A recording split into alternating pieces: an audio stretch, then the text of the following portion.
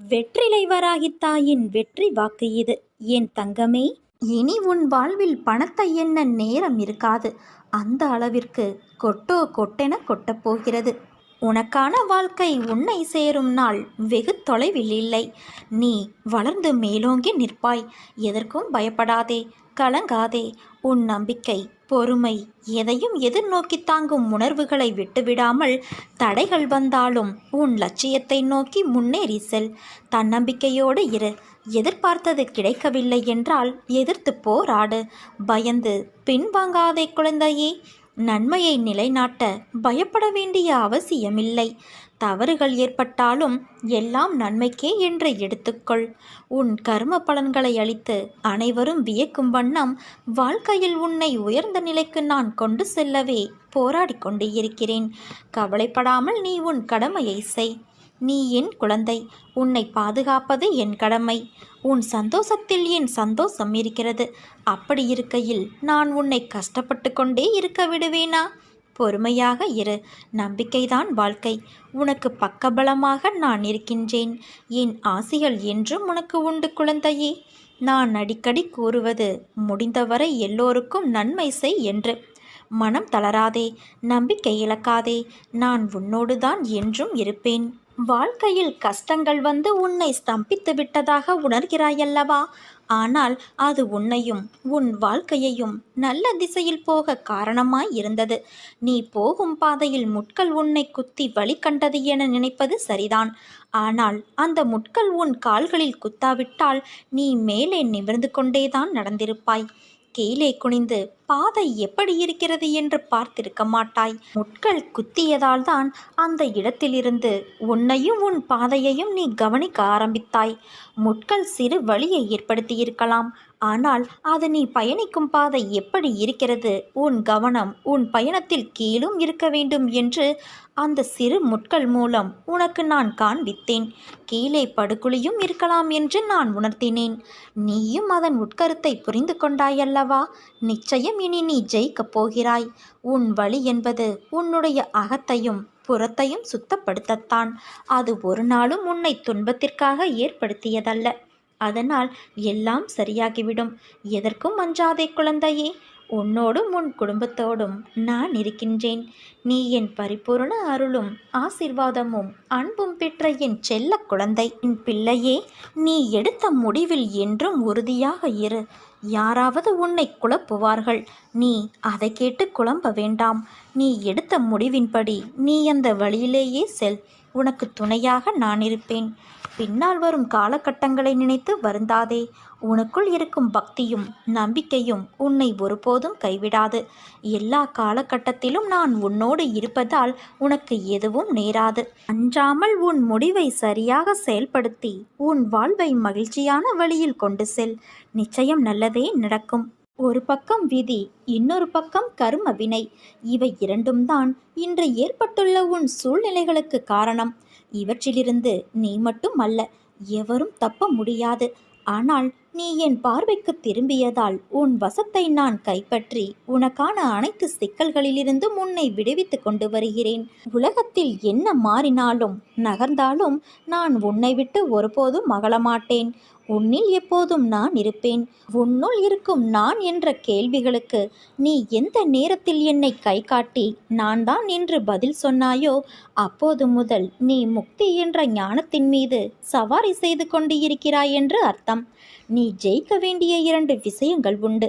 அது உன் மனமும் புத்தியும் தான். இவற்றை ஜெயித்தால் நீ வாழ்க்கையின் அர்த்தத்தை உணர்ந்துவிட்டாய் என்று அர்த்தம். உனக்கான வெற்றி காலம் ஆரம்பித்துவிட்டது. என் குழந்தைகள் அனைவரின் இதயத்திலும் நான் இருக்கும்போது வழியில் நீ கதறும் ஓசைக்கு நான் எதிர் ஓசை கொடுத்து வழியை ஏற்கிறேன். உன் வழிகள் உன் துன்பங்கள் என்பது எனக்கானது. என்றும் நீ மகிழ்வோடு வாழத்தான் நான் ஆசைப்படுவேன். நீ என்னுடைய ஆலயத்தில் கால் எடுத்து வைப்பது எதை போன்றது என்று தெரியுமா? ஓட்டப்பந்தயத்தில் வெற்றி கோட்டை தொடுவது போன்றது. என்னுடைய ஆலயப்படியில் காலை வைத்தவுடனே அது உன்னை உடனே அரவணைத்து உனக்கு தேவையான அனைத்தையும் செய்ய ஆரம்பித்து விட்டது. நீ என் ஆலயப்படியில் கால் பதித்த உடனேயே உன் துன்பங்கள் அனைத்திற்கும் முடிவு வந்துவிட்டது. இங்கே எந்த கிரகத்திற்கும் வலு கிடையாது. அவை செயலிழந்து விடுவதால் உனக்கு உடனே ஆரோக்கியமும் க்ஷேமமும் தாய் விட்டு பரிசாக அளிக்கப்படுகிறது. என்னுடைய உதி என்னும் விபூதி மிகவும் சக்தி வாய்ந்தது. அது என் யோக சக்தி என்பதை உணர்ந்து பயன்படுத்துகிறவர்களுக்கே பலன் தரும். உன்னைப் போல என்னையே சிந்தித்து எனக்காக தன்னையே அர்ப்பணித்து உண்மை அன்போடு என்பால் லயமாகிறவர்களுக்குத்தான் நான் பலன் தரக்கூடிய கற்பகத்தருவாக காமத்தேனுவாக இருக்கின்றேன். மற்றவர்களுக்கு நான் ஒரு உதவா கரைதான். அர்ஜுனனிடம் அவன் தனது உறவுகளை எதிர்த்து போரிட தயங்கிய போது விஸ்வரூபத்தை காட்டி, இவர்களை நான் ஏற்கனவே கொன்றுவிட்டேன், கொன்றதைத்தான் நீ கொள்கிறாய் என்று விளக்கிச் சொல்லி அவனுக்கு விஷயத்தை புரிய வைத்தது போலத்தான் நீ மலை போல நினைத்திருக்கும் பிரச்சனைகள் அனைத்தையும் நான் ஏற்கனவே தீர்த்துவிட்டேன். எத்தனை முறை சொன்னாலும் நீ அந்த பயத்திலேயே இருப்பதால் தீர்த்த பிரச்சனையை தீர வேண்டும் என தொடர்ந்து வேண்டிக்கொண்டே இருக்கிறாய். இனி வரப்போவது எல்லாம் உனக்கு வசந்த காலமே. வாழ்வில் எதையெல்லாம் நீ நிரந்தரம் என யாரை எதிர்பார்த்து இருந்தாயோ அவர்களால் உனக்கு நன்மை இல்லை என்பதை உணர்த்தவே அவர்களின் சுயரூபத்தை நான் உனக்கு வெளிப்படுத்தினேன். அவையெல்லாம் பஞ்சுமெத்தையில் உனக்காக வைக்கப்பட்ட பெரிய முட்களைப் போல குத்தி கொண்டு இருந்தவை. கண்களில் கைப்பிடி மண் விழுந்ததைப் போல உறுத்தி கொண்டு இருந்தவை. இந்த காலங்கள் மாறிவிட்டன. இனி உனக்கு வருவதெல்லாம் வசந்த காலமே. நான் உன்னை தாங்கிக் கொண்டு இருக்கிறேன் என்பதை உணர்த்துவதற்காக பலமுறை உன் கோரிக்கைகளை நான் நிறைவேற்றி தந்தேன். இக்கட்டான நேரங்களிலெல்லாம் உடனிருந்து உன்னை காப்பாற்றினேன். நீ கூப்பிட்ட நேரத்திலெல்லாம் பதில் குரல் கொடுத்தேன். உன் பிரச்சனைகள் ஒன்றும் உன்னை செய்து விடப்போவதில்லை. பெரிய துன்பம் எதுவும் இனி உனக்கு வந்து விடப்போவதில்லை. விரைவில் நீ கேட்ட யாவற்றையும் என்னை நினைத்து கொண்டு மகிழ்ச்சியோடு நிம்மதியோடு அனுபவிக்க இருக்கிறாய். இந்த உலகத்தில் அனைத்து ஜீவராசிகளும் என் கட்டளைக்கு உட்பட்டவையே. அது யாராக இருந்தாலும் விதிக்கப்பட்ட கர்ம பலன்களை அனுபவித்தே ஆக வேண்டும். இது உலக நியதி. ஆனால் உன் கர்ம பலனையும் அனைத்து ஜீவராசிகளின் கர்ம பலன்களையும் சேர்த்து நான் சுமந்து கொண்டு இருக்கிறேன். நீ செய்யும் அனைத்திற்கும் நான் கணக்கு வைத்திருக்கிறேன். எனக்கு தெரியாது என்று மட்டும் நினைக்காதே. ஒவ்வொரு செயலிற்கும் தனித்தனியாக கணக்கு வைத்திருக்கின்றேன். எல்லாவற்றையும் செய்துவிட்டு என்னை எப்படி உன்னால் அழைக்க முடிகிறது? எப்படி என் நாமத்தை உன்னால் உச்சரித்து கொண்டிருக்க முடிகிறது? உன் மனதில் எந்த சலனமும் இல்லாமலாயிருக்கிறாய்? நான் உன் பாவ மூட்டையை சுமந்து கொண்டு இருக்கிறேன். நீ செய்த தவறை உணர்ந்து கிடைத்த வாழ்க்கையை நிம்மதியாக வாழ கற்றுக்கொள். என் மீது முழுமையாக பக்தியை செலுத்து. உனக்குள் இருக்கும் கெட்ட எண்ணங்களையெல்லாம் மாற்றுவதற்கு நான் வழி செய்து கொண்டு இருக்கிறேன். உன் சுபாவத்தை மாற்றிக்கொள்ள முயற்சி செய். உன் வாழ்க்கையில் ஏற்பட்ட துயரங்களை விரைவில் அகற்றி உனக்குள் இருக்கும் கெட்ட சிந்தனைகளை நான் ஒழிக்கப் போகிறேன். காத்திரு குழந்தையே, நீ என் பிள்ளை. உன்னை கண்டிக்க புத்தி புகட்ட எனக்கு மட்டும்தான் உரிமை இருக்கிறது. கவலைப்படாமல் இரு. அனைத்தும் மாறப்போகிறது. நீயும் மாறப்போகிறாய். புது வாழ்க்கையை அனுபவிக்கப் போகிறாய். அன்று என்னை புரிந்து கொள்ள நீ முயற்சி செய்வாய். பேச முடியாமல் தவிப்பாய். என்னை தேடி அலைந்து ஓடி வருவாய். ஆனந்தத்தில் என்னை பார்த்து அழுது விடுவாய். உன்னை தோற்க விடுவேனா?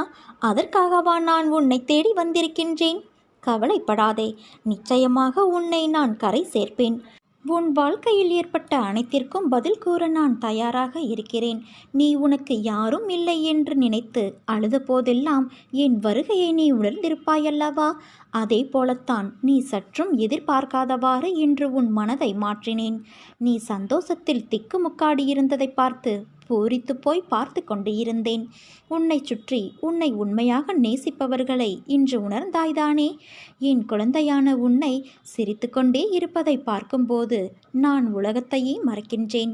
உன் மனதிலிருந்து அனைத்து எதிர்மறையான எண்ணங்களும் மறைந்து போகும் நேரம் வந்து விட்டது. வார்த்தைகளில் எப்படி நான் நன்றி சொல்வது என்று உன் பரவசமான மனநிலை, உன் அன்பு என்னை ஆச்சரியப்படுத்துகிறது. நம் வாழ்க்கையில் நிகழும் தருணங்கள் எல்லாம் வெற்றியாகவும் இருப்பதில்லை, தோல்வியாகவும் இருப்பதில்லை. வெற்றிகள் நிலைத்து இருப்பதில்லை, அதே போல தோல்விகளும் நிலைத்து இருப்பது கிடையாது. வெற்றி சந்தோஷம் தரும். ஆனால் அந்த சந்தோஷம் வாழ்க்கை முழுவதும் கிடைக்கும் என்று எதிர்பார்க்காதே. தோல்விகளும் கஷ்டத்தை தரும். அதுவும் நிரந்தரமாக வாழ்வில் நிகழ்வது இல்லை. வெற்றியில் ஆணவத்தை காட்டாதே குழந்தையே. தோல்வியில் விரக்தியை காட்டாதே. ஏனென்றால் இரண்டுமே வாழ்க்கையல்ல. ஜெயிப்பவர்கள் தோற்பார்கள், தோற்பவர்கள் ஜெயிப்பார்கள். அதிலிருந்து என்ன பாடம் கற்றுக்கொள்கிறாய் என்பதுதான் உண்மையான வாழ்க்கை. அதன் வெற்றி பாதை உனக்கு தெரியும். பாதை தெரிந்தால்தான் சேருமிடம் சரியாக அமையும். அதனால் உன் பாதைகளை சீராக்க முயற்சி செய். இன்று என்மேல் நீ கோபம் கொண்டாய். நீ நினைத்த நிகழ்வு நடக்கவில்லை என்றால் அது நடக்காமல் போனதற்கு காரணம் அதைவிட நல்ல சூழ்நிலை நடக்கும் என்றுதான். உனக்குள்ள கேள்விக்கு நான் விடையும் அளித்தேன். தேவையில்லாத விஷயங்களை எண்ணாதே. உனக்குள் நான் இருக்கிறேன். உன்னை நல்வழியில் நான் அழைத்துச் செல்வேன். இது என்னுடைய சத்திய வாக்கு.